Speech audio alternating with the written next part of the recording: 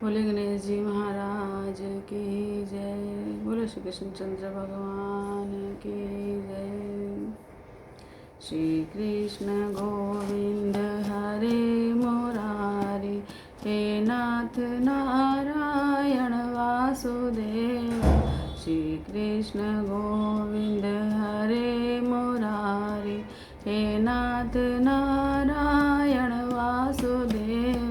हे नाथ नारायण वासुदेव, हे नाथ नारायण वासुदेव, हे नाथ नारायण वासुदेव, हे नाथ नारायण वासुदेव।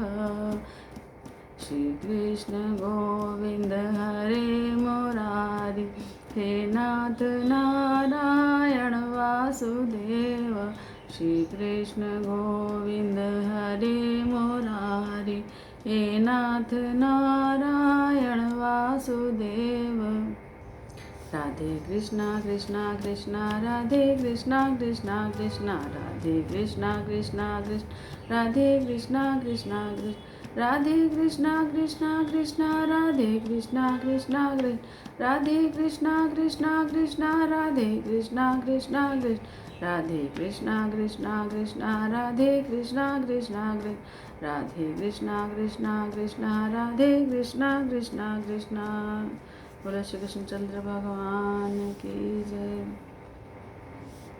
छठा स्कंद। नारायण जी नाम लिया, तिन और का नाम लिया न लिया। अमृत पान किया घट भीतर, गंगा जल भी पिया न पिया।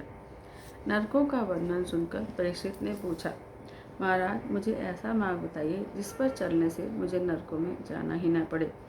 आपने प्रवृत्ति धर्म, निवृत्ति धर्म आदि की कथा सुनाई, किंतु इन नरकों का वर्णन सुनकर मुझे डर लगता है। नरक में जाने का प्रसंग ही न आए, ऐसा उपाय बताएं। सुखदेव जी वर्णन करते हैं, राजन, शास्त्र में प्रत्येक पाप का प्रायश्चित है। पाप का विधि पूर्वक प्रायश्चित किया जाए तो पाप नष्ट होते हैं। प्रायश्चित कर लेने के बाद फिर पाप नहीं करना चाहिए, अन्यथा प्रायश्चित करने का कोई अर्थ नहीं होगा। दुख सहकर ईश्वर का नाम जपने से पाप जलते हैं। राजा ने पूछा, विधि पूर्वक प्रायश्चित करने के बाद भी पाप करने की इच्छा बनी रहती है, उसका क्या उपाय है? प्रायश्चित करने से पाप का नाश तो होता है, लेकिन पाप करने की वासना और इच्छा का नाश नहीं होता। प्रायश्चित करने से भी पाप वासना नष्ट नहीं हो पाए तो क्या करें?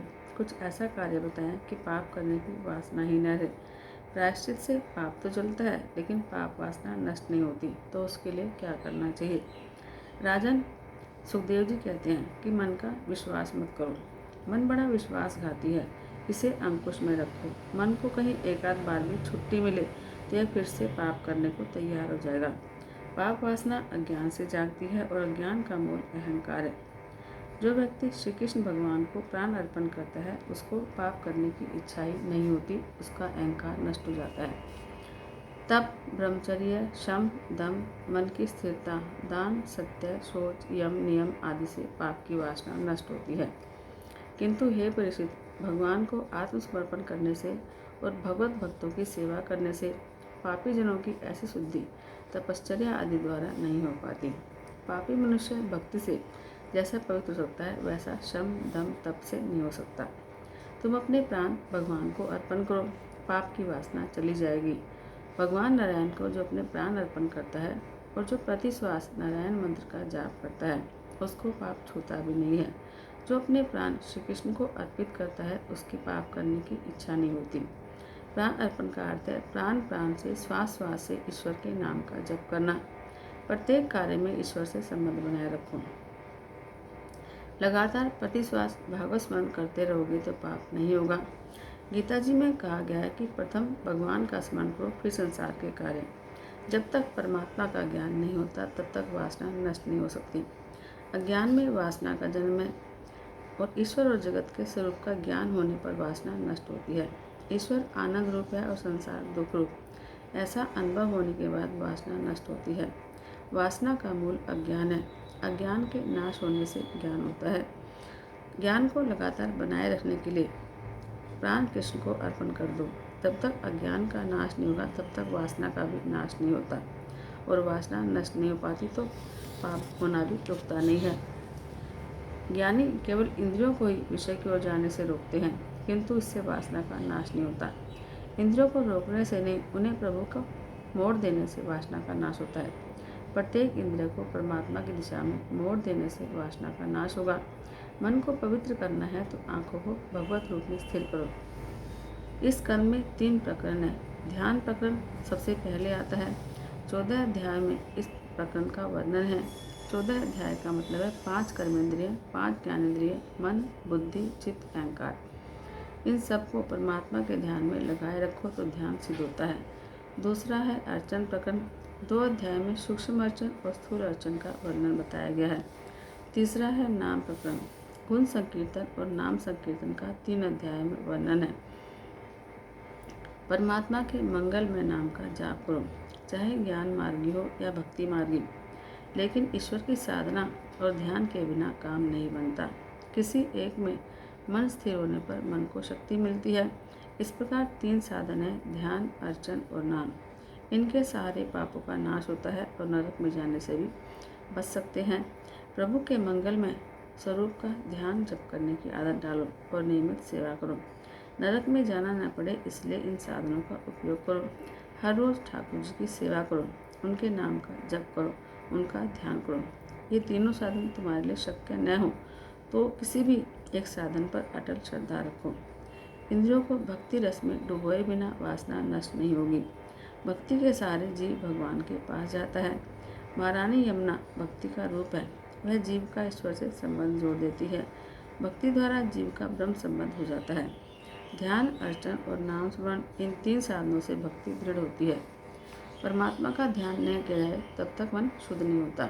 और व्रत से द्रव्य शुद्धि होती है, मन की शुद्धि नहीं होती। दान करने से भगवान की प्राप्ति नहीं होती। दान का फल है लक्ष्मी। गीता में भी कहा गया कि वेद, तप, दान और यज्ञ से मेरी प्राप्ति नहीं होती। परमात्मा का ध्यान करने से मन की शुद्धि होती है, इसलिए हर रोज ध्यान करने की आवश्यकता है। ध्यान में एकाग्रता न हो सके तो नाम स्मरण की आवश्यकता है। ये तीनों एक साथ न हो सके तो कोई बात नहीं, लेकिन एक को तो पकड़ना होगा। साधन के बिना सिद्धि की प्राप्ति नहीं हो सकती। मनुष्य को चाहिए कि वह अपना जीवन लक्ष्य निश्चित कर ले। एक ही ध्येय के बिना जीवन जीना बिना नाविक की नौका के समान है। ध्येय निश्चित करके उसे सिद्ध करने के लिए साधना करो। इस कलिकाल में और तो कुछ हो नहीं सकता, अतः नाम स्मरण का आश्रय लेना चाहिए। कलिकाल में नाम सेवा प्रधान मानी गई है। कलयुग में स्वरूप सेवा शीघ्र फलदायी नहीं होती। स्वरूप सेवा है तो उत्तम, लेकिन उसमें पवित्रता की बड़ी आवश्यकता है। कलयुग में मानव इतना पवित्र नहीं रह सकता, अतः कलयुग में नाम सेवा ही मुख्य कही गई है। अदृश्य वस्तु का नाम जपने से उस नाम का स्वरूप प्रकट होता है। प्रत्यक्ष साक्षात्कार होने तक प्रभु का नाम आश्रय लेने का एक न एक दिन प्रभु से साक्षात्कार अवश्य होगा।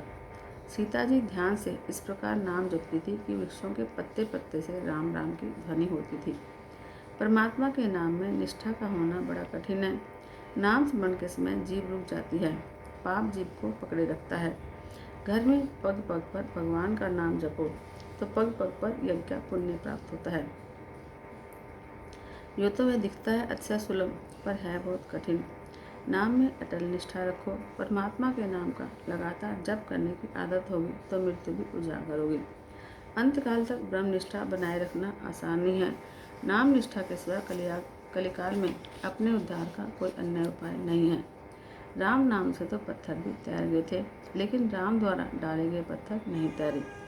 एक बार श्री राम के मन में कौतूहल हुआ, सोचा कि मेरे नाम से पत्थर तैरे थे। वानरों ने समुद्र पर सेतु बनाया था, मैं भी देखूं मेरे स्पर्श होने पर पत्थर तैरते हैं या नहीं। यह सोचकर कोई भी जान न पाए वे समुद्र के किनारे आए और उन्होंने समुद्र में पत्थर फेंके तो सारे डूब गए। रामचंद्र को बड़ा आश्चर्य हुआ कि ऐसा क्यों हुआ, मेरा नाम लिखने से तो पत्थर तैरे थे। हनुमान जी यह कौतुक छिप कर देख रहे थे। श्री राम को जब निराश होकर वापस लौटते देखा तो हनुमान जी ने रास्ते में रोककर उनका दर्शन किया। रामचंद्र ने उनसे पूछा कि मेरे नाम से पत्थर तैर गए थे, किंतु जब स्वयं आज मैंने पत्थर पानी में फेंके तो डूब गए, आखिर ऐसा क्यों हुआ। हनुमान जी बोले कि यह तो स्वाभाविक है, इसे श्री रामचंद्र जी स्वयं फेंक दें, तिरस्कृत कर दें, उसे भला कौन तैरा सकता है। इसे रामचंद्र जी फेंक दें, जिसका त्याग कर दें, उसे तो डूबना ही है। उन पत्थरों का आपने त्याग किया, इसलिए वे डूब गए। जिसे आप अपनाते हैं वह कभी नहीं डूबता। जिन पत्थरों से समुद्र पर सेतु बनाया गया, उस पर श्री राम का नाम लिखा हुआ था, अतः वे तैर गए। जो शक्ति आपके नाम में है वह आपके हाथों में नहीं है। हनुमान कहते हैं, पार होगा वही जिसे पकड़ोगे राम, पार होगा वही जिसे पकड़ोगे राम, जिसको छोड़ोगे पल भर में डूब जाएगा, जिसको छोड़ोगे पल भर में डूब जाएगा। पार होगा वही जिसे पकड़ोगे राम, पार होगा वही जिसे पकड़ोगे राम, जिसको छोड़ोगे पल भर में डूब जाएगा, जिसको छोड़ोगे पल भर में डूब जाएगा। तिरना क्या जाने पत्थर बेचारे, तिरना क्या जाने पत्थर बेचारे, तिरने लगे तेरे नाम के सहारे, तिरने लगे तेरे नाम के सहारे। नाम लिखते ही आ गए हैं पत्थर में प्राण, नाम लिखते ही आ गए हैं पत्थर में प्राण, जिसको छोड़ोगे पल भर में डूब जाएगा, जिसको छोड़ोगे पल भर में डूब जाएगा। पार होगा वही जिसे पकड़ोगे राम, पार होगा वही जिसे पकड़ोगे राम, जिसको छोड़ोगे पल भर में डूब जाएगा, जिसको छोड़ोगे पल भर में डूब जाएगा। लंका जलाई लांघा समंदर, लंका जलाई लांघा समंदर, राक्षस को मार आया छोटा सा बंदर, राक्षस को मार आया छोटा सा बंदर। बस जपता रहा दिन रात तेरा नाम, जिसको छोड़ोगे पल भर में डूब जाएगा, जिसको छोड़ोगे पल भर में डूब जाएगा। पार होगा वही जिसे पकड़ोगे राम, पार होगा वही जिसे पकड़ोगे राम, जिसको छोड़ोगे पल भर में डूब जाएगा, जिसको छोड़ोगे पल भर में डूब जाएगा। सुन कर के बातें मुस्काए राम जी, सुन कर के बातें मुस्काए राम जी, मारे खुशी के नाचे हनुमान जी, मारे खुशी के नाचे हनुमान जी। भक्त देखा ना हनुमत तेरे समान, भक्त देखा ना हनुमत तेरे समान, जिसको छोड़ोगे पल भर में डूब जाएगा, जिसको छोड़ोगे पल भर में डूब जाएगा। राम नाम में जो शक्ति है वह स्वयं राम में नहीं है। अपने जीवन में श्री राम ने कुछ ही लोगों का उद्धार किया, लेकिन उनके नाम ने तो आज तक न जाने कितनों का उद्धार कर दिया, और अभी भी कर रहे हैं, भविष्य में भी करते रहेंगे। नाम जप की महिमा अनोखी है। जप करने से जन्म कुंडली के ग्रह भी बदल जाते हैं। हम और क्या कहें, तुलसीदास जी को ही सुनिए। मंत्र महामणि विषय व्याल के, मेटत कठिन कुअंक भाल के, भाव को भाव अनक आलसों, नाम जपत मंगल सिरसों। जब तो जनाबाई ने किया था। जनाबाई गोबर के उपले बनाया करती थी और उन्हें कोई चुरा कर ले जाता था। जनाबाई ने नामदेव से शिकायत की। नामदेव ने कहा, उपले तो सबके एक जैसे होते हैं, ये तेरे हैं, ये कैसे पता चले। जनाबाई ने कहा कि यह तो बड़ी आसान बात है। उपले को कान के पास लाने पर उसमें से विट्ठल विट्ठल की आवाज़ सुनाई दे तो समझ लेना कि उपले मेरे हैं। जनाबाई उपले बनाने के समय बड़ी लगन से विट्ठल के नाम का जप करती थी।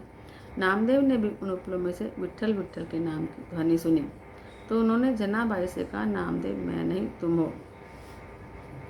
उपले बनाते समय जनाबाई विट्ठल के नाम का इतनी तल्लीनता से जाप करती थी कि उपलों में से भी विट्ठल विट्ठल की आवाज़ सुनाई देती थी। जबकि संख्या और फल की चर्चा आगे बताई गई है। 2 नियमों का हमेशा पालन करो, ब्रह्मचर्य और अस्तेय। 5 कोटि जप करने वाले को ज्ञान मिलता है। केवल पढ़ते रहने से ज्ञान का अनुभव नहीं होता। प्राचीन संतों के चरित्र में ऐसा कहीं भी नहीं है कि वे अमुक स्थान पर पढ़ाई करने गए थे। भगवत भक्ति से चित्त शुद्ध होने पर उन्हें आंतरिक स्वयं स्फुरन से ज्ञान प्राप्त होता था। पंडित शास्त्रों के पीछे दौड़ता है, जबकि मीराबाई की वाणी के पीछे शास्त्र दौड़ता था। 13 कोटि जप करने से जीव और ईश्वर का मिलन होता है। कलिकाल में इसके सिवाय अन्य कोई उपाय नहीं है।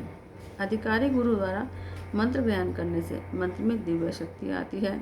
अजामिल भी नाम स्मरण से तर गया था। वेदांत के सिद्धांतों को समझना आसान नहीं और समझने के बाद अनुभव करना तो और भी कठिन है। आत्मा केवल दृष्टा है, दुख तो मात्र शरीर को होता है। ऐसी बातें करना और समझना आसान है, लेकिन इन सिद्धांतों का अनुभव करना बड़ी टेढ़ी खीर है। नाम स्मरण बड़ा आसान है, भक्ति आसान और सरल है, वह मृत्यु को उजागर करती है। जब के बिना जीवन सुधरता नहीं है। जीवन में कथा मार्गदर्शन करती है, यह मनुष्य को अपने छोटे से छोटे दोषों का भान कराती है, लेकिन उसका उद्धार तो नाम जप और नाम स्मरण से ही होता है। भगवान का नाम परमात्मा का स्वरूप है। नाम के आश्रय से पापों का भी विनाश होता है।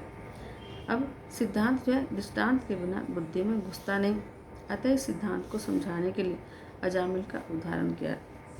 अजामिल जन्म से तो अधम था, लेकिन प्रभु के नाम का आश्रय ग्रहण करके कृतार्थ हो गया। हम सब अजामिल हैं। यह जीव माया में फंसा हुआ है। जो माया से एक रूप हो गया है वह अजामिल है। जहाँ भी जाओगे माया साथ जाएगी। अब कोयले की खान में उतरे और हाथ साफ रहे, यह संभव नहीं। संसार में माया के संगत संसर्ग में तो आना ही पड़ता है। माया का स्पर्श तो करना ही पड़ता है, किंतु उसका स्पर्श अग्नि की तरह होना चाहिए। उसे विवेक रूपी चिमटे से पकड़ो। वैसे तो अग्नि के बिना जीवन व्यवहार चल नहीं पाता, फिर भी उसे हाथ में कोई नहीं लेता। माया हमारा पीछा करती है, पर उससे हमें बच निकलना है और ईश्वर के पीछे लगना है। हम ईश्वर का पीछा करेंगे तो माया हमारा पीछा छोड़ देगी। माया का स्पर्श करते समय सावधान रहना चाहिए। संसार में रहते हुए माया का त्याग करना अशक्य है। कनक और कांता ये 2 माया के ही रूप हैं। कोशिश करो इन दोनों में मन ना फंसे। चाहे शरीर से पाप करो या मन से, दंड तो भोगना ही पड़ेगा। कनक और कांता में से मन को हटाने से मन जो है माया की ओर से हट जाता है। अजामिल शब्द का अर्थ देखो कि अजा का अर्थ है माया, और माया में फंसा हुआ जीव ही अजामिल है। एक दिन अजामिल बहुत से पाप करके जीवन चलाया करता था। यह अजामिल पहले तो मंत्रविता सदाचारी पवित्र व्यक्ति था। एक दिन वह वन में गया। रास्ते में उसने देखा कि एक शुद्ध वेश्या के साथ काम क्रीड़ा कर रहा है। वेश्या का रूप देखकर अजामिल काम से अंधा हो गया। अजामिल ने एक बार वेश्या को देखा, फिर भी उसका मन भ्रष्ट हो गया। तो हर रविवार को फिल्म देखने वालों के मन का क्या होता होगा। कई लोगों ने नियम बना रखा है कि हर रविवार को फिल्म देखने जाना ही है, और अपने बच्चों को भी साथ ले जाते हैं कि हमारा जीवन तो बिगड़ा है, तुम्हारा भी बिगाड़ देते हैं। पाप पहले आँख से मन में प्रवेश करता है। आँख बिगड़ी कि मन बिगड़ा, और मन बिगड़ा तो जीवन भी बिगड़ेगा और नाम भी। रावण की आंखें दुष्ट थी तो उसका नाम भी हमेशा के लिए बिगड़ गया। जो भी पाप मन में आते हैं आँखों के द्वारा आते हैं। आँखें बिगड़ने पर मन बिगड़ता ही है। काम को आँखों में आने मत दो तो वह मन में नहीं आएगा। मनुष्य शरीर से नहीं, आँख और मन से अधिक पाप करता है। वैश्या को देखने मात्र से अजामिल कूड़ा बन गया। प्रयोजन के बिना किसी को भी आंखें मत दो, अर्थात उसे मत देखो। आँखों में राम को रखोगे तो काम नहीं आएगा। आँखों के द्वारा ही सारे पाप का मन में घुसते हैं। अब कामांध अजामिल वेश्या को घर ले आया और पापाचार करने लगा। एक बार कुछ साधु घूमते फिरते अजामिल के घर आए। वेश्या ने देखा कि संत आए हैं तो उसने अन्नदान किया। वैसे तो वेश्या का अन्न खाने से शास्त्रों ने मना किया है, लेकिन साधु जानते नहीं थे कि अन्नदाता वेश्या नारी है।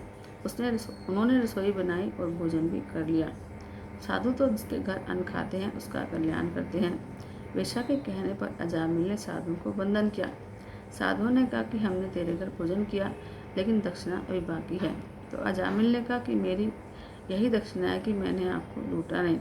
मैं किसी भी साधु को धन नहीं देता, और कुछ मांगो तो दूंगा। वेश्या के गर्भ था। साधुओं की इच्छा थी कि अजामिल का कल्याण हो जाए, तो उन्होंने कहा कि तेरे घर पुत्र का जन्म होए तो उसका नाम नारायण रखना।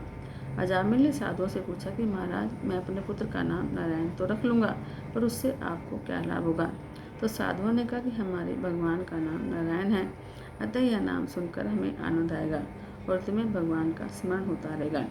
अजामिल ने कहा ठीक है, मैं अपने पुत्र का नाम नारायण रख दूंगा। अजामिल के घर पुत्र का जन्म हुआ तो उसका नाम रखा गया नारायण। संतति के प्रति माता पिता का कुछ विशेष लगाव रहता है। अजामिल बार बार नारायण को पुकारता। नारायण नाम लेने की उसे आदत सी हो गई। अतिशय पापी और अतिशय कामी व्यक्ति अपनी पूरी आयु जी नहीं पाता। अजामिल के 12 वर्ष बचे थे, उसे लेने यमदूत आ गए। मृत्यु काल पास आ गया। अपने छोटे से पुत्र नारायण के लिए उनकी बहुत आसक्ति थी, अतः उसे नाम लेकर पुकारने लगा, नारायण नारायण। भोजन, द्रव्य, काम सुख, स्थान, संतति और पुस्तक में यह जीव फंसा रहता है। माता पिता का मन अपनी संतान में विशेष रूप से फंसा रहता है। हर रोज की आदत के अनुसार अजामिल ने नाम लेकर नारायण को कई बार पुकारा। उसका नारायण तो नहीं आया, लेकिन वहाँ विष्णुदूत आ गए। उन्होंने यमदूतों से कहा कि अजामिल को छोड़ दो। यमदूतों ने कहा कि इसका चरित्र भ्रष्ट है, अतः यह जीने के लिए अपात्र है। विष्णुदूत बोले, यह सच है कि इसने पाप किए हैं, लेकिन भगवान का नाम लेकर इसने अपने पापों का प्रायश्चित भी तो किया है, तो इसके कुछ पाप जल गए हैं, अतः इसे जीने दो। इसकी आयु के 12 वर्ष शेष हैं। यमदूतों ने कहा कि अजामिल ने नारायण नारायण तो कहा है, लेकिन वैकुंठवासी नारायण को नहीं, अपने पुत्र नारायण को पुकारा है। विष्णुदूतों ने कहा कि इसके मुँह से भगवान का नाम अनजाने ही निकला है। अग्नि पर अनजाने भी पैर पड़े तो जलन होती है, इसी प्रकार अनजाने में भी भगवान का नाम लिया जाए तो कल्याण होता है। भगवान का नाम अनजाने लेने पर भी उसका फल मिलता है। अजामिल ने नारायण शब्द से चाहे अपने पुत्र को पुकारा, लेकिन इस बहाने भी भगवान को याद किया। बड़े बड़े महापुरुष भी कहते हैं कि संकेत से, परिहास से, तान के आलाप के समय, किसी की अवहेलना करने में भी यदि भगवान के नाम का उच्चारण हो जाए तो उससे पाप जल जाते हैं। जो मनुष्य गिरते समय, पैर के फिसलते समय, अंग भंग होने पर, ताप आदि के दाह पर, चोट लगने पर, यानी कैसी भी विवशतावश भगवान के नाम का, हरि हरि शब्द का उच्चारण करता है, वह नरक की यातना का पात्र नहीं रह पाता। गिर जाने पर चाहे कितनी भी हानि हो, हाय हाय नहीं, हरि हरि कहो। चूल्हे पर उबलता हुआ जब छलकता है तो माताएं हाय तौबा करती हैं, पर हाय हाय करने से क्या होगा? हरि हरि करो। अनजाने में भी हरि हरि करने पर यज्ञ का फल तो मिलेगा, अन्यथा वैसे तो अग्नि में आहुति देता कौन है? हाय नहीं, हरि कहो। ऐसा करने से अनजाने में ही भगवान के नाम का स्मरण होगा और जप होगा। वाल्मीकि रामायण में लिखा है कि मृत आत्मा के पीछे हाय हाय करने से मृत आत्मा को कष्ट होता है, उससे दुख होता है। हरि हरि बोलने से उसका फल मृत आत्मा को मिलता है। विष्णु दूतों ने अजामिल को यमदूतों से बंधन मुक्त किया और उसका उद्धार हो गया। अपमृत्यु टल सकती है, महामृत्यु नहीं। अल्पायु के शेष होने पर पाप के कारण आने वाली अपमृत्यु को सत्कर्म से टाल सकते हैं। अजामिल की अपमृत्यु टल गई। अजामिल बिछोने में सोया हुआ सब सुन रहा था। यह सुनकर उसे बहुत पश्चाताप हुआ। हृदय से प्रायश्चित करने के कारण उसके सारे पाप जल गए। उसके बाद वह सबको छोड़कर भगवान के नाम का स्मरण करने लगा। पश्चाताप करने से अतिशय पापी का भी जीवन बदलता है, वह सुधरता है और जीवन में मुक्ति पा लेता है। अतः किसी भी पापी का तिरस्कार मत करो, पाप का तिरस्कार करो। हृदय से पश्चाताप करने पर पाप जल जाते हैं। प्रायश्चित चित्त की शुद्धि करता है। इसके बाद से अजामिल नीरस भोजन करने लगा। जिसका भोजन सरस होगा उसका भजन नीरस होगा, और जिसका भोजन नीरस होगा उसका भजन सरस होगा। जीवन धन या कुटुंब के लिए, श्री कृष्ण के लिए है। अजामिल की बुद्धि अब त्रिगुणात्मिका प्रकृति से परे भगवान के स्वरूप में स्थिर होगी। उसे लेने के लिए विमान लेकर पार्षद आए। विशिष्ट मान ही विमान है। अजामिल सोचता है उसने वैसे तो अनेक पाप के थे, फिर भी सदगति मिली। नाम में निष्ठा रखने का यही फल होता है। अजामिल ने नारायण नारायण का जप करके जीव और जीवन को पवित्र बना लिया। श्रीमन नारायण नारायण हरि हरि, श्रीमन नारायण नारायण हरि हरि। तेरी लीला सबसे न्यारी न्यारी, हरि तेरी लीला सबसे न्यारी न्यारी। हरि हरि हरि ओम नमो नारायण। ओम नमो नारायण। हरि ओम नमो नारायण। हरि ओम नमो नारायण। श्रीमन्नारायण नारायण हरि हरि। श्रीमन्नारायण नारायण हरि हरि। राम नारायण नारायण हरि हरि।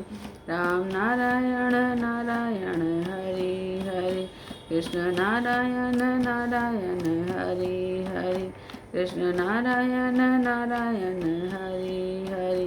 हरि ओम नमो नारायण। ओम नमो नारायण। हरि ओम नमो नारायण। हरि ओम नमो नारायण। कहते नाम का जाप करने से जीव को समझाओगे सुधरेगी। इस जीव पर भगवान के नाम का जाप रखो। श्रीखंड मांगो तो इसे कड़वे नीम का रस दो। यह व्यर्थ का भाषण बोध करती है, बकबक करती रहती है, भगवान का नाम तो लेती नहीं है।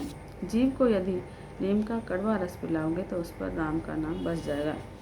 भगवान की भक्ति करने वाले को इहलोक और परलोक दोनों ही प्राप्त होते हैं, दोनों में मान मिलता है। भगवान का कीर्तन करने से अजामिल भगवान के धाम में पहुंच गया। भगवान के नाम का आसरा लेकर वह तर गया। अजा का अर्थ पहले माया का था, पर अब भगवान के नाम का सहारा लेने पर अजा का अर्थ हुआ ब्रह्म। वह आज अजामिल अज ब्रह्म के साथ मिलकर ब्रह्म रूप हो गया। आज जीव और शिव एक हो गए। अजामिल शब्द के दो अर्थ हैं, माया में फंसा हुआ जीव और ब्रह्म रूप हुआ जीव। माया का वर्णन कई तरह से किया गया है। श्रीमद् शंकराचार्य ने माया की व्याख्या करते हुए कहा है कि कंचन और कामनी में फंसे हुए व्यक्ति को माया में फंसा हुआ जानो।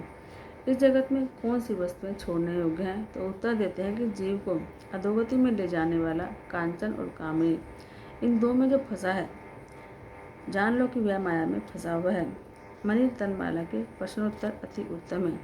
उसके एक एक शब्द में उपदेश भरा हुआ है कि बंधन मुक्त कौन है? जो 5 विषयों में आसक्त है। स्वतंत्र कौन है? जो विषयों की ओर वैराग्य की दृष्टि रखने वाला है। घोर नरक कौन सा है? अपना देह ही घोर नरक है। इस देह में सुंदरता कहाँ है? यह तो मांस रक्त आदि दुर्गंध युक्त धातु से भरा हुआ है। स्वर्ग के सोपान कौन से हैं? सभी तृष्णाओं का शहर स्वर्ग का सोपान है। दरिद्र कौन है? जिसकी तृष्णा विशाल है। श्रीमंत कौन है? जो सदा के लिए संपूर्ण संतोषी है। कौन सा रोग अधिक कष्टदायी है? जन्म धारण का रोग सबसे अधिक कष्टदायी है। रोग की औषधि क्या है? परमात्मा के स्वरूप का बार बार चिंतन और स्मरण करना ही इस भाव रूप रोग की औषधि है। अब अजामिल शब्द का दूसरा अर्थ देखें। अज का अर्थ है ईश्वर। ईश्वर में ब्रह्म में विलीन हुआ जीव ही अजामिल है। साधु होना कठिन तो है, लेकिन सादगीपूर्ण जीवन में साधु बन सकते हो। साधु होने के लिए सरल होने की आवश्यकता है। जिसने रसों को जीता है, समझो कि उसने जगत को जीत लिया है। लौकिक सुख के प्रतन सफल हो जाए तो मानो कि ईश्वर की कृपा नहीं है। लौकिक सुख की इच्छा और प्रतन असफल रहे तो समझो कि ईश्वर की कृपा हुई है। उसका कारण यह है कि लौकिक सुखों में फंसा हुआ व्यक्ति ईश्वर भजन नहीं कर पाता। अजामिल का जीवन सुधर गया। अंत में वह विमान में बैठकर बैकुंठ गया। अजामिल तो गया और साथ साथ संसार को बताता गया कि अच्छे पापी को भी निराश नहीं होना चाहिए। पापी को कभी ऐसा नहीं सोचना चाहिए कि नाम जप के लिए आवश्यक शुद्ध या निर्बलता उसमें नहीं है, अतः राम नाम जपने से क्या लाभ होगा। यदि वह ऐसा सोचता है तो वह भूल जाता कि हर प्रकार की शुद्धि की प्राप्ति के लिए राम नाम का जप भी एकमात्र उपाय है।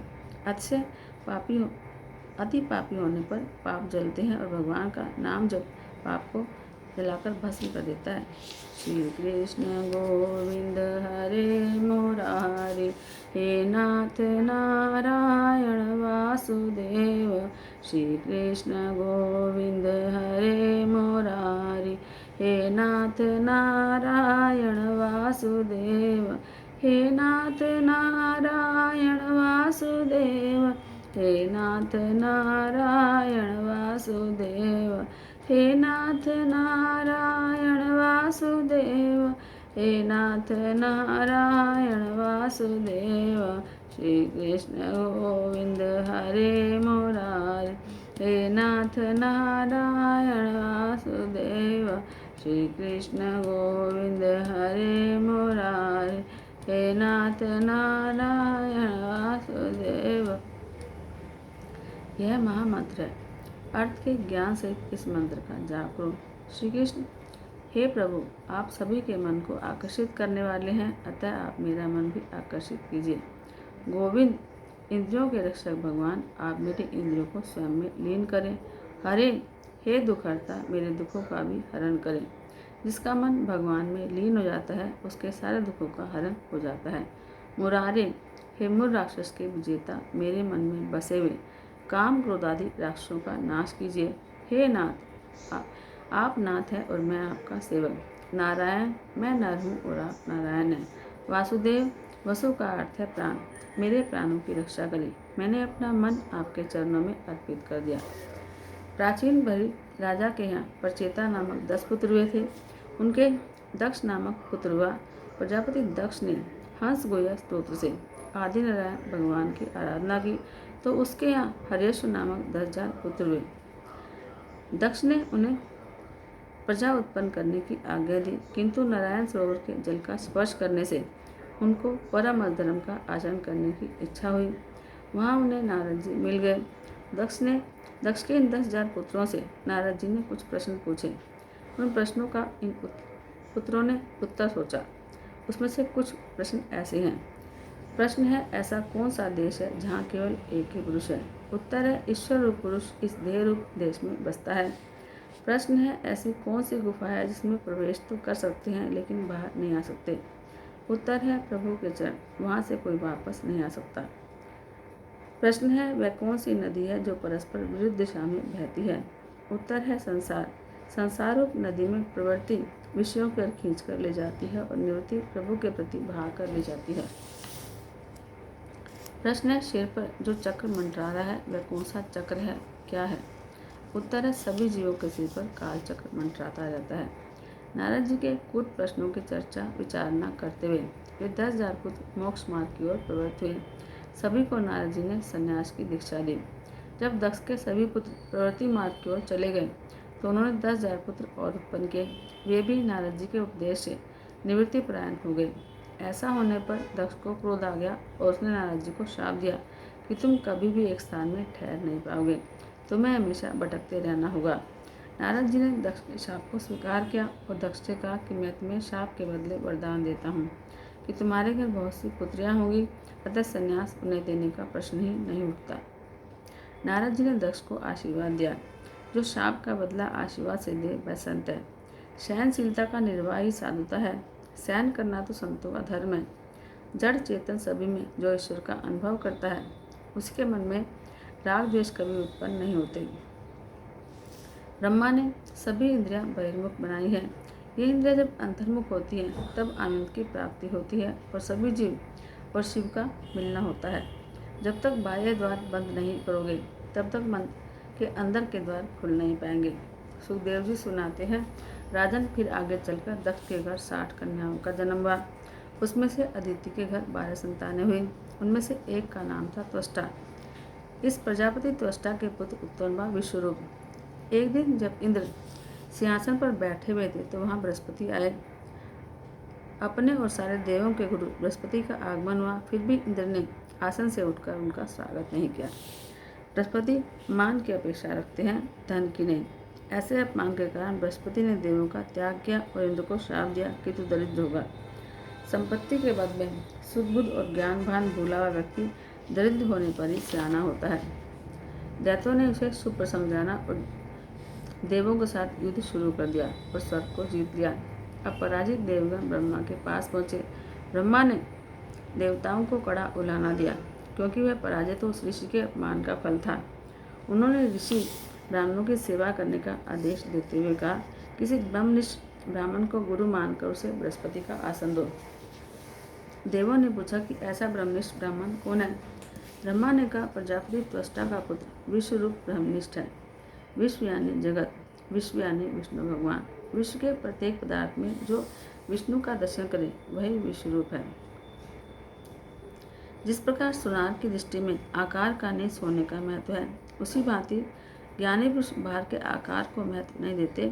आकार में से विकार उत्पन्न होता है। विश्वरूप सभी जड़ चेतन में ईश्वर की झलक दिखता था। शत्रु को भी शत्रु भाव से नहीं, ईश्वर भाव से देखो। सभी के लिए सद्भाव रखना कठिन है।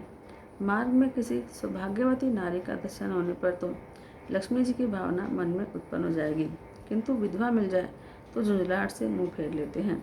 ये भी नहीं सोचते कि विधवा भी तो गंगा जल के समान पवित्र है। विश्वरूप ब्रह्मज्ञानी भी था, ब्रह्मनिष्ठ भी था। ब्रह्म दृष्टा ही ब्रह्म उपदेश कर सकता है। इसी ब्रह्म रूप के सारे देवों ने दैत्यों को हराया। दैत्य कौन है? काम क्रोध आदि ही दैत्य हैं। ब्रह्मा के आदेश से देवगण विश्वरूप के पास गए। उन्होंने देवों को नारायण कवच दिया। इसी के सारे देवों को अपना राज्य फिर से प्राप्त हुआ, जो उन्होंने बृहस्पति का अपमान करके गंवाया था। नारायण कवच से समर्थ होकर इंद्र ने असुरों की सेना को पराजित कर दिया।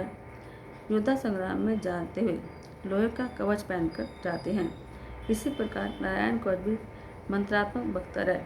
इस मंत्र का जप करने वाले को चाहिए कि वह पहले अंग न्यास करे, फिर कर न्यास करे। शरीर के प्रत्येक अंग का न्यास करके इस मंत्र का जप करना है, जो नारायण कवच कहलाता है।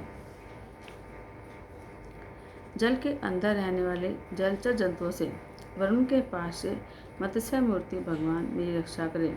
माया से ब्रह्मचारी रूप धारण करने वाले वामन प्रभु पृथ्वी पर मेरी रक्षा करें। आकाश में विश्व रूप त्रिविक्रम प्रभु मेरी रक्षा करें।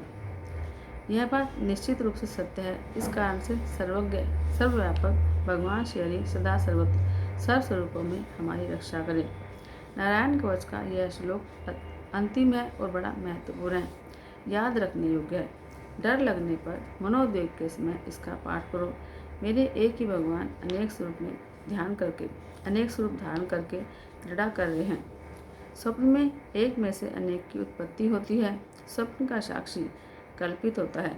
जागृत अवस्था में तो जो कुछ भी दिखता है वह सब एक में से ही निष्पन्न हुआ है। जब तुम ऐसा मानोगे ये सारा जगत ईश्वर रूप है, तब तुम निर्भय हो पाओगे। नारायण कवच का आश्रय लेकर देवों ने दैत्यों का नाश किया और स्वर्ग का राज्य फिर से प्राप्त किया। विश्वरूप का मातृगृह दैत्यकुल में था। वे सब में ब्रह्मनिष्ठा रखते थे। राक्षस में भी वे ईश्वर के स्वरूप का साक्षात्कार करते थे।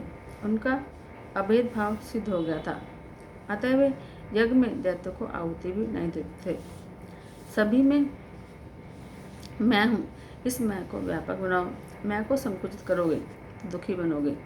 विश्वरूप की ब्रह्मनिष्ठा इतनी तो सिद्ध थी, वे राक्षस में भी परब्रह्म का दर्शन कर लेते थे और उनको भी आहुति देते थे। उनका मातृगृह असुर कुल में होने से विश्वरूप चोरी छिपे असुरों को यज्ञ भाग दिया करते थे। इंद्र को यह बात ठीक नहीं लगी। इससे इंद्र आदि दैत्यों की ब्रह्म भावना सिद्ध न हुई। दैत्य को यज्ञ भाग देने के लिए मना करने पर भी गुरु मानते नहीं थे।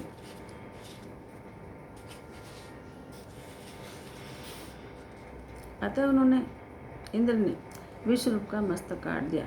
यह समाचार सुनकर प्रजापति त्वष्टा को बड़ा दुख हुआ। उन्होंने संकल्प किया, मैं ऐसा यह करूंगा जिससे इंद्र को मारने वाला पुत्र प्राप्त हो। सकाम कर्म में थोड़ी सी भी क्षति होने पर विपरीत फल मिलता है। परमात्मा को प्रसन्न करने की इच्छा से कार्य करो। कोई भी कार्य करते हुए ऐसी इच्छा मत करो कि जगत मेरी प्रशंसा करेगा। जगत ने तो श्री राम जी की भी निंदा की थी। लोक कल्याण के हेतु से प्रभु राम ने मानव शरीर धारण किया। कई प्रकार के दुख से फिर भी जनता ने उनकी कदर नहीं की। तुम ऐसा निश्चय करो कि मेरे भगवान को जो कुछ भाता है वही मुझे करना है। सकाम कर्म में हुई थोड़ी सी भी क्षति अनर्थकारी होती है। निष्काम कर्म में क्षति क्षम्य है, पर सकाम कर्म में थोड़ी सी क्षति क्षम्य नहीं होती। यज्ञ मंत्र में कुछ ऐसी क्षति हुई कि इंद्र की हत्या करने वाले पुत्र के बदले इंद्र के हाथों से मारा जाने वाला पुत्र उत्पन्न हुआ। मंत्र था इंद्र शत्रु विवर्धस्व, इंद्र शत्रु विवर्धस्व। इस मंत्र को बोलते समय ऋतुजों ने इंद्र शब्द को उदात्त कर दिया और शत्रु शब्द को अनुदात कर दिया। ऐसा होने से शब्दार्थ में बदलाव हुआ और परिणामतः इंद्रघातक पुत्र के अपेक्षा इंद्र द्वारा मरने वाला पुत्र उत्पन्न हुआ। यही कारण है कि वेद मंत्र का अधिकार सबको नहीं दिया गया है। मंत्र उच्चारण या मंत्र पाठ में गलती होने पर अनर्थ हो जाता है। केवल सात्विक विद्वान ब्राह्मण ही वेद का शुद्ध पाठ कर सकता है। भागवत में कर्म की निंदा की गई है। भागवत शास्त्र में केवल व्यक्ति की ही महिमा हो और कर्म को गौण माना गया हो, ऐसा नहीं है। हाँ, सकाम कर्म को गौण माना गया है। कर्म करते समय एक ही हेतु होना चाहिए, वह यह है कि ठाकुर जी को प्रसन्न करना है। यज्ञ कुंड में से वृत्तासुर उत्पन्न हुआ, वह देवों को सताने लगा। देवों के सभी अस्त्र उसके सामने प्रभावहीन हो गए। घबराहट के मारे देव परमात्मा की शरण में गए और परमात्मा से प्रार्थना करने लगे। परमात्मा ने देवों से कहा कि यदि दधीचि ऋषि की अस्थियों से वज्र बना सको तो इस वज्र से वृत्तासुर मर सकेगा। साथ साथ भगवान ने दैत्य को उलाना दिया कि मुझे प्रसन्न करके भक्ति जैसा श्रेष्ठ वरदान मांगने के बजाय तुमने तुच्छ वस्तु मांगी। प्रभु ने अपना दिव्य तेज वस्त्र में निहित किया। वृत्तासुर को मारने के लिए इंद्र वज्र लेकर युद्ध करने लगा। त्रासदायक वृत्ति ही वृत्तासुर है। वृत्ति अंतर्मुख हो जाए तभी जीव का ईश्वर से मिलन हो पाता है। किसी भी अवस्था में ईश्वर से विभक्त मत होना। वृत्ति ही ब्रह्म मुख का दुखद है, त्रासदायक है। यह तो देवों को भी त्रास देते हैं। मन को अगर स्थिर रखना है तो आँखों को भी एक ही स्थान में स्थिर करो। वृत्ति के बहिर्मुख होने पर कथा में या मंदिर में दर्शन करने में आनंद नहीं मिलता। वृत्ति बहिर्मुखी को ज्ञान रूपी वज्र से नष्ट कर दो। ज्ञान प्रधान बल है, इसके सारे विषय वृत्तियों की, आवरण वृत्तियों की वृत्रासुर को मारो, तभी इंद्रियों के अधिष्ठाता देवों को शांति मिलेगी। भागवत के पहले चित्र में कहा जाता है और उपसंहार में सिद्धांत कहा जाता है। ब्रह्मनिष्ठा ऐसी होनी चाहिए कि अन्य विषयों में रमने का मन न हो। मनुष्य विषयों में आनंद खोजता है, लेकिन इसलिए आनंद मिलता नहीं है। प्रभु के भजन में वज्र सी अटल निष्ठा रखो। दधीचि ब्रह्मनिष्ठ थे, अतः उनकी अस्थियों में दिव्यता थी। 1 करोड़ जप करने पर माला में दिव्यता आती है, चेतना आती है। शास्त्रों ने कहा है कि मंत्र, मूर्ति और माला को कभी मत बदलो। प्रत्येक मंत्र में दिव्य शक्ति है। जो भी मंत्र प्राप्त हुआ है उसमें दृढ़ निष्ठा रखकर जप करो। वृत्ति भी कभी मत बदलो, मूर्ति भी कभी मत बदलो। जिस स्वरूप में रुचि हो उसमें पूर्ण निष्ठा रखो, उसी में से प्रभु प्रकट होंगे। वज्र धारण करके इंद्र वृत्रासुर से युद्ध करने लगा। दोनों में भयंकर युद्ध हुआ। वृत्रासुर पुष्टि भक्त अर्थात अनुग्रह है। इंद्र के हाथ में वज्र है जिसमें नारायण है, लेकिन इंद्र को नहीं दिखते, वृत्रासुर को दिखते हैं, क्योंकि वह पुष्टि भक्त है। वह इंद्र से कहता है कि तुम मुझ पर वज्र का प्रहार करो, चाहे जीत तुम्हारी हो, लेकिन तुम्हारी अपेक्षा मुझ पर भगवान की कृपा ज़्यादा है। लौकिक सुखों की प्राप्ति का पतन सफल न हो तो मानो कि ठाकुर जी ने कृपा की है। परमेश्वर जिस जीव पर अधिक कृपा करते हैं उसे लौकिक सुख अधिक नहीं देते। लौकिक सुख मिलने पर जीव ईश्वर से अलग हो जाता है। श्री कृष्ण का नाम स्मरण लौकिक सुखों की प्राप्ति के लिए कभी मत करो। लौकिक सुख में विघ्न उपस्थित होने पर भी समझ लो कि मुझे प्रभु अलौकिक सुख देने जा रहे हैं। जिस जीव पर प्रभु की कृपा विशेष होती है उसका लौकिक सुख प्राप्ति का पतन भगवान सफल नहीं होने देते। जिस जीव पर वे साधारण कृपा करते हैं उसे सुख देते हैं। वृत्रासुर ने इंद्र से कहा, इंद्र, जीत तो तुम्हारी ही होनी है और स्वर्ग का राज्य भी तुम्हें ही मिलेगा, लेकिन मैं तो अपने ठाकुर जी के उस धाम में जाऊंगा जहाँ से मेरा कभी पतन नहीं होगा। तुम्हारा स्वर्ग से पतन हो सकता है, किंतु मेरा नहीं। भले ही मुझे लौकिक सुख ना मिले, किंतु मैं तो प्रभु के धाम में जाऊंगा। वृत्रासुर श्री कृष्ण की स्तुति करने लगा, श्री हरि की स्तुति करने लगा। इस स्तुति की वैष्णव ग्रंथों ने बड़ी प्रशंसा की है। इस स्तुति के 30वें श्लोक में कई महात्माओं ने अपना प्रिय श्लोक समझा है। प्रभु, आप मुझ पर ऐसी कृपा करें जिससे आपके चरण कमलों के सेवकों की अनन्य भाव से सेवा करने के अवसर मुझे अगले जन्म में भी प्राप्त होते रहें। प्राण वल्लभ मेरा मन आपके मंगल में गुणों को याद करता रहे, मेरी वाणी आपका गुणगान करती रहे, मेरा शील आपकी सेवा में लगा रहे। हे भगवान, आपको छोड़कर तो मुझे स्वर्ग, ब्रह्मलोक, भूमंडल, रसातल और योग सिद्धि और यहाँ तक कि मोक्ष की भी इच्छा नहीं है। आपकी अनुपस्थिति में इन सब का मैं क्या करूँ? आपको छोड़कर मुझे और कुछ भी नहीं चाहिए। हे कमल नयन, आपके दर्शन के लिए मेरा मन उसी प्रकार व्याकुल है कि जिस प्रकार पंख के बिना पंछी के बच्चे अपनी माता की राह तकते हैं, या भूखे बछड़े दूध पीने के लिए अपनी गौ माता की प्रतीक्षा करते हैं, या विरहिणी पत्नी अपने परदेशवासी पति से मिलने के लिए उत्कंठित रहती है। प्रभु मिलने की आतुरता कितनी उत्कट होनी चाहिए, यह इन दृष्टांतों के द्वारा बताया गया है। प्रभु, मुझे मुक्ति की इच्छा नहीं, अपने कर्म के फलस्वरूप मुझे जन्म मृत्यु के चक्कर में बार बार फंसना पड़े तो मुझे इसकी भी परवाह नहीं, किंतु मैं जहाँ जाऊँ, जिस किसी भी योनि में जन्म लूँ, वहाँ मुझे भगवान के प्रिय भक्तजनों की मैत्री मिलती रहे। भगवान, मैं मात्र इतना ही चाहता हूँ कि मैं आपकी माया के कारण शरीर, घर, स्त्री पुरुष में असत मनुष्यों से कहीं भी किसी प्रकार मेरा संबंध न हो। दीन होकर शरण में जाने पर जीव को प्रभु अपनाते हैं। वृत्रासुर कितना दीन था, वह कहता है कि मैं भगवान की सेवा करने के लिए तो अपात्र हूँ, अतः भगवान के दासों के दास की सेवा करूँगा। मैं भगवान के सेवक वैष्णवों की सेवा करूँगा। मैंने अपनी इंद्रियों को भक्ति रस में दान दिया। मेरी वाणी कृष्ण कीर्तन करे, मेरे कान आपकी कथा सुने। वैराग्य बिना भक्ति दृढ़ नहीं हो पाती। भक्ति भोग के लिए मत करो, भक्ति तो भगवान के लिए की जाती है। दूसरा श्लोक वैराग्य का है। वृत्रासुर भक्ति द्वारा इंद्र का राज्य या मोक्ष पाने की इच्छा नहीं करता। भगवान ने वृत्रासुर से पूछा कि वैष्णव की सेवा करके तुझे क्या मांगना है, तो उसने कहा कि मुझे स्वर्ग तो क्या, ब्रह्मलोक के राज्य की भी इच्छा नहीं है। भोग भक्ति में बाधक है। आजकल तो शिक्षा ही ऐसी देती है जिससे विषय वासना बढ़ती जा रही है, और विषय वासना बढ़ने के कारण जीवन भी बिगड़ रहा है। वृत्रासुर कहता है कि मेरी तो कोई इच्छा नहीं है, मैं तो आपकी सेवा करना चाहता हूँ, आपके ही उपयोग में आना चाहता हूँ। पहले श्लोक में वृत्रासुर की शरणागति है और दूसरे में उसका वैराग्य प्रकट होता है। ज्ञानी शरणागति के 3 भेद बताते हैं। नाथ, मैं आपका हूँ। परमात्मा द्वारा अपनाए जाने पर जीव मानता है कि ठाकुर जी मेरे हैं, भगवान मेरे हैं। ऐसे भाव के उदय होने पर अनुभव होता है कि जगत में अब और कुछ भी नहीं है। ज्ञान और वैराग्य के बढ़ने पर सब कुछ भगवान में ही लगता है, मेरापन चला जाता है, अहम ब्रह्मास्मि की प्रतीति होने लगती है। जगत में उसके लिए भगवान के सिवाय और कुछ भी नहीं रह पाता। मैं नहीं रह पाता, वह मैं ईश्वर में विलीन हो जाता है। वैष्णव के बिना शरणागति दृढ़ नहीं हो पाती।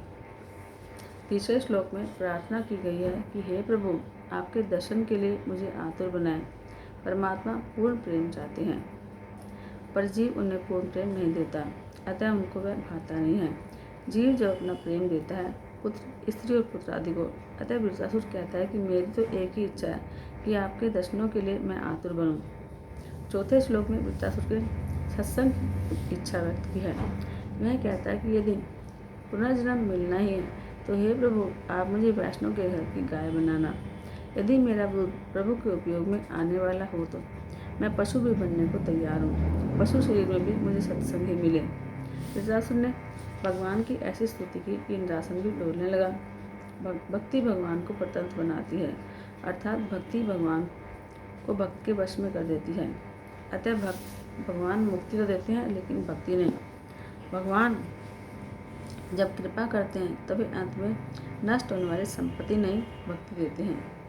भगवान मुक्ति तो दे भी देते हैं लेकिन भक्ति नहीं, क्योंकि यदि भगवान भक्ति को दे देंगे तो उन्हें भक्त का सेवक भी बनना पड़ता है। भक्ति स्वतंत्र परमात्मा को प्रेम के बंधन में बांधती है। स्तुति के समाप्त होने पर इंद्र ने वृत्रासुर का वध किया। वृत्रासुर के शरीर में से निकला हुआ देव भगवान के शरीर में विलीन हो गया और भगवान ने वृत्रासुर का उद्धार किया। छठे स्कंद में पुष्टि लीला का वर्णन है। भगवान ने वृत्रासुर को पुष्टि भक्ति दी, उन पर कृपा करी। परीक्षित ने पूछा कि ऐसे महान भक्त होने पर भी वृत्रासुर को राक्षस योनि क्यों मिली, उसे ऐसी तीव्र हरिभक्ति कैसे प्राप्त हुई, उसका पूर्व वृत्तांत क्या है। सुखदेव जी कथा सुना रहे हैं कि राजन सुनो, वृत्रासुर अपने पूर्व जन्म में चित्रकेतु नामक राजा था। उसकी रानी का नाम था कीर्तिवती, उसके संतान नहीं थी। यहाँ शब्दार्थ में लक्ष्यार्थ से काम लेना चाहिए। जो चित्र विचित्र कल्पनाएं किया करता है वही चित्रकेतु है। बुद्धि ही कीर्तिवती है। मन अनेक विषयों का विचार करता है, उसी विषय का स्थिति में चित्रकेतु का जन्म होता है। मन में बसे हुए बाहर के चित्र ही भजन में विघ्न लाते हैं। एक बार राजा चित्रकेतु के घर अंगिरा ऋषि आए। राजा ने उनसे पुत्र मांगा। अंगिरा ऋषि ने राजा से कहा कि पुत्र के माता पिता को भी शांति कहाँ है। तेरे को संतान नहीं है, यह अच्छा है। राजा के मन में संसार के कई चित्र जम गए थे, अतः उसने दुराग्रह किया। ऋषि की कृपा से उसके घर पुत्र का जन्म हुआ। राजा की और भी पत्नियां थीं।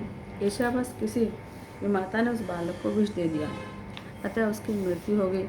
यह देखकर चित्रकेतु और कीर्ति रोने लगे। ऐसे शोक के समय वह अंगिरा ऋषि आए और नारद जी भी आए। पुत्र की मृत्यु पर राजा रानी को रोते देखा तो नारद जी ने उन्हें उपदेश दिया कि अब पुत्र के लिए रोना बेकार है। अब तुम अपने लिए आंसू बहाओ। वह पुत्र कहाँ गया है, वहाँ से वापस नहीं आएगा। कुछ पुत्र इस प्रकार के बताए गए हैं। सबसे पहले शत्रु पुत्र है। पूर्वजन्म का कोई बैरी ही सताने के लिए पुत्र रूप में आता है। दूसरा है ऋणानुबंधित। पूर्वजन्म का ऋणदाता अपना बकाया वसूल करने के लिए पुत्र रूप में आता है। तीसरा है उदासीन पुत्र। जब तक वह अविवाहित होता है तब तक माता पिता के साथ रहता है और माता पिता से न तो कुछ लेता है और न उन्हें सुख देता है। ऐसा पुत्र विवाहित होने पर माता पिता से अलग भी हो जाता है। माता पिता की यह इच्छा रहती है कि पुत्र का विवाह होने पर उसके 4 हाथ होंगे और वह उनकी सेवा करेगा, पर यह सोचते वक्त माता पिता भूल जाते हैं कि पुत्र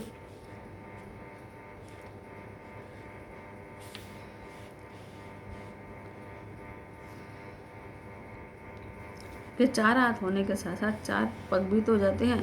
विवाह के बाद मनुष्य अधिकतर पशु वाला जीवन ही जीता है।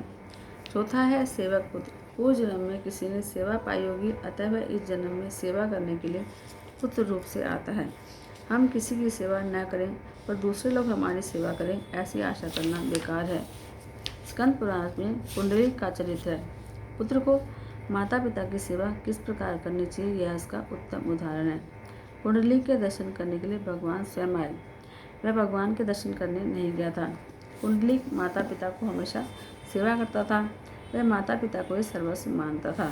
माता पिता की ऐसी सेवा करने से भगवान ने प्रसन्न होकर दर्शन दिए। वह जब भगवान द्वार पर आए तब पुंडरीक माता पिता की सेवा में लगा हुआ था। वह तो बेचारा गरीब था। उसकी एक छोटी सी कुटिया थी, अंदर बैठने के लिए स्थान तक नहीं था।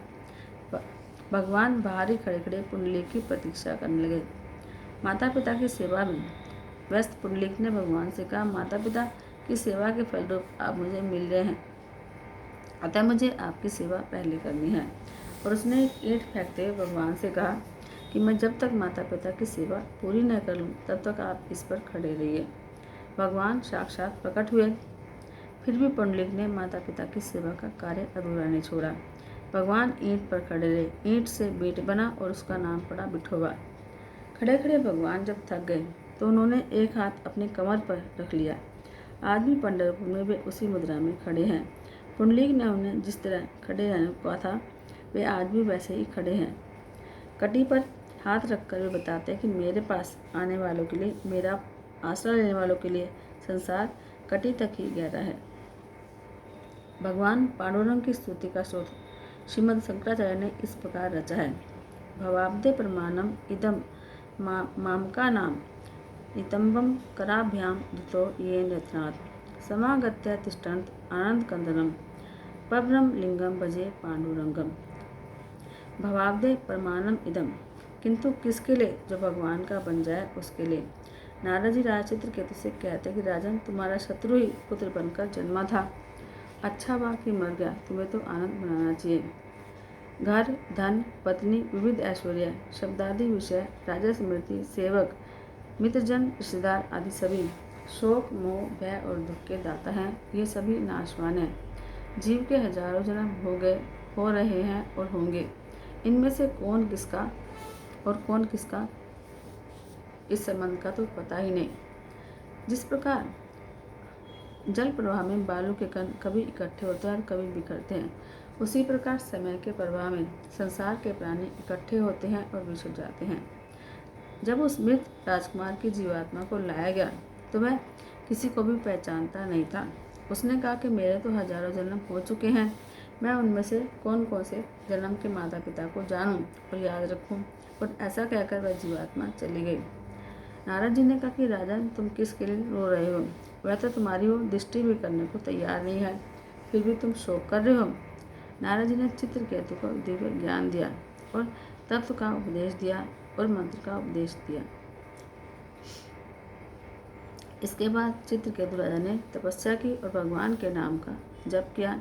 फिर उसे भगवान के दर्शन हुए। उसके सारे पापों का क्षय हो गया। वह महाज्ञानी और महासिद्ध हो गया और भगवान ने उसे अपना पार्षद बना लिया। एक दिन चित्रकेतु आकाश में विहार कर रहा था। वह घूमता फिरता हुआ कैलाश धाम आया। वहाँ उसने देखा कि पार्वती जी शिव जी गोद में बैठी हैं। यह देखकर उसके मन में कुभाव आया।